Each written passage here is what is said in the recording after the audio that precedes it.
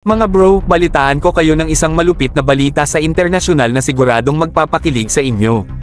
Isipin nyo to, ang France, kilala sa kanilang elegensya, sophistication, at, alam na natin, sa kanilang kahangahangang kusina, ay sumusulong upang tumulong sa modernisasyon ng Philippine Coast Guard. Isipin ang mga mahusay na disenyo ng bagong fast patrol boats na bumabaybay sa bughaw na alon, gawa ng mga ekspertong manggagawa sa French shipbuilder na OCEA. Ang mga sasakyang ito ay hindi lamang para sa paglalakbay, sila ay simbolo ng seguridad, lakas, at progreso para sa Pilipinas. At huwag nating kalimutan ang mga offshore patrol vessels, taas noo at maipagmamalaki bilang mga bantay ng karagatan. Pero teka, mayroon pa. Hindi lamang ito tungkol sa mga bagong kagamitan. Ang pamahalaan ng France ay nagbubukas din ng kanilang mga kaban upang magbigay ng tulong pinansyal na grants at loans upang suportahan ang proyektong ito.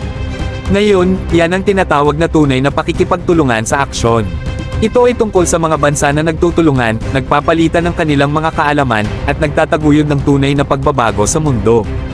Kaya, bakit natin dapat alalahanin ang lahat ng mga itong salitang pangheopolitika? Una sa lahat, ito ay isang magandang halimbawa ng kooperasyon sa isang daigdig na madalas ay maraming pagkakaiba. Ito ay isang paalala na kapag nagtulungan tayo, maaaring mangyari ang kahangahangang bagay. Plus, sino ba naman ang hindi magmamahal sa isang magandang kwento ng pag-asa? Ang makita ang Philippine Coast Guard na may mga bagong kagamitan na gawa sa pinakamahuhusay na kaisipan ng France ay isang panalo para sa lahat.